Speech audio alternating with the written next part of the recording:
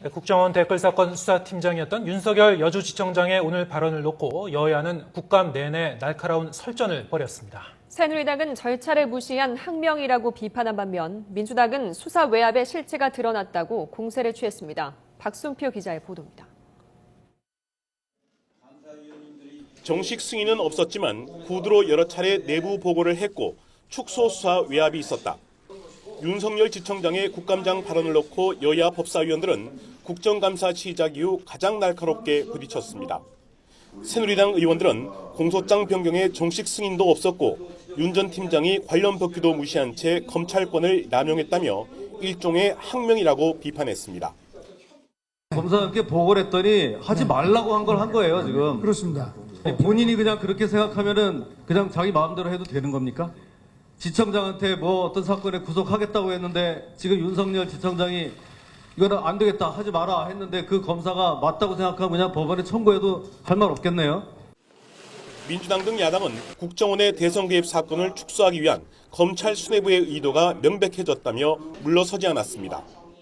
위임 정결 규정에 맞게 부장이 결재해서 사건을 하고 있는데 거기에 대해서 검사장이 오히려 외압을 막기는커녕 수사를 못하게 한 것에 대해서 전혀 미안하게나 잘못됐다고 생각을 하지 않고 오히려 우리 지청장이 탓을 돌리는 게 이게 맞느냐. 저는 굉장히 회의스럽게 생각하고. 국감장 밖에서도 여야는 날카롭게 맞섰습니다. 민주당은 김한길 대표가 직접 나서 지금까지 밝혀진 것보다 훨씬 심각한 국정원의 대선 개입 사실이 드러나고 있다며 포문을 열었습니다. 특히 관련 법규대로 국정원의 체포영장 청구 등의 사실을 미리 알렸다면 증거가 인멸됐을 것이라며 윤 지청장을 감쌌습니다.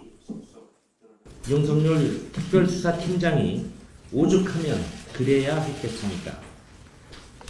사전에 통보하면 증거가 인멸되고 피의자를 체포하지 못하게 됐을 것이라고 합니다. 정상 국가에서는 도저히 있을 수 없는 일입니다.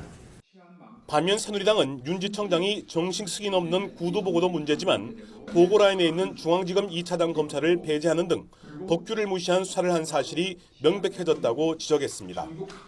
또 검찰 수뇌부가 축소 수사 의지가 있었다면 원세훈 원장 기소 이후에도 왜 특별수사팀을 그대로 유지했겠느냐고 반문했습니다. 기소 이후에도 수사팀이 공수 유지 검사만 남겨두는 관례와 달리 6, 7명의 검사들이 수사와 공수유지를 병행해 왔습니다.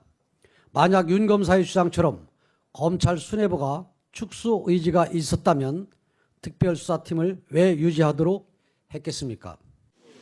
어렵게 수습 국면에 들어섰던 국정원 댓글 사건이 윤석열 사태라는 돌발 변수를 만나면서 여야 공방은 당분간 더욱 첨예해질 것으로 보입니다. YTN 박순표입니다.